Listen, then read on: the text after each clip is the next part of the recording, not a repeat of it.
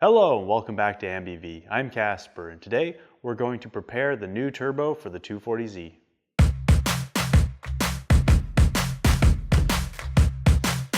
As you may know, the GT2871R turbo that I had installed on the 240Z project was defective. I ordered a new one and then also started the RMA on the other, so hopefully I get some money back out of the deal, but I want to keep moving forward. So I impatiently got this turbo shipped out ahead of time, and I now need to set it up to get it installed in the car. I need to install the 6AN fittings that will be used to control water in, water out. I need to install the oil restrictor in for the oil feed line, and I need to install the oil drain setup. So the oil feed essentially just has a small AN adapter that has a very tiny port on it that allows the oil to be regulated, the amount of pressure actually reaching the bearing. On the other side, on the drain, it's a very simple gravity drain essentially. All I have to do is make sure that it's not leaking and make sure that I get it set up the way I want so it's already bent in the direction that's easiest to install. For the water, the two 6AN fittings are very simple. I just need to snug them down enough to make sure that their little aluminum washers actually seat properly so they don't leak. I also need to make a brand new line to be the water return line, as I am now routing it to my water neck instead of the back of the engine.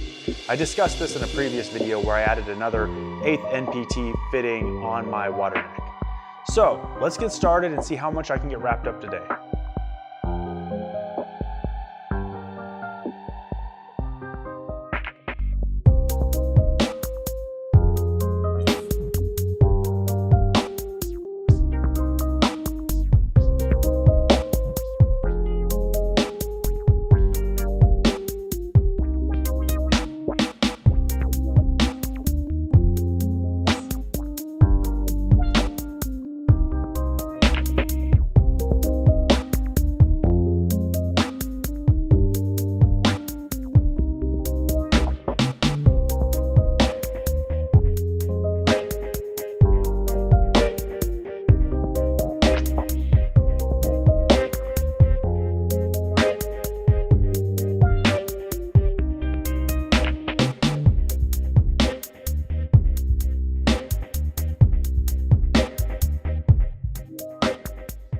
Now that I have the turbo fittings installed, including the clocking adapter, and I have a new line made to try to use as the coolant return line, I am going to begin mounting up the studs in the turbo in order to mount it to the manifold and have it prepared to mount up to the exhaust.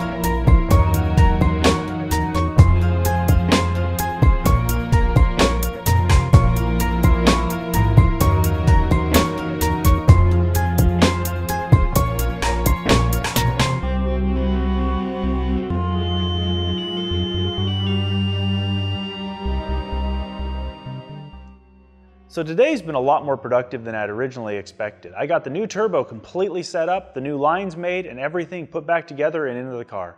As it stands right now, unless there's a leak or something else I have to deal with, everything on the top side is done for the turbo install. All I have left to do is to put the downpipe in, put the wideband O2 sensor back in, get that last plug hooked up, and then that whole system's ready to test.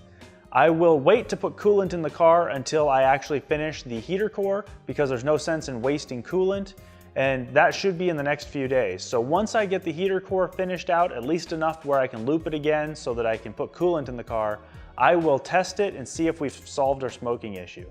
So thank you for watching this video, and I'll see you in the next one.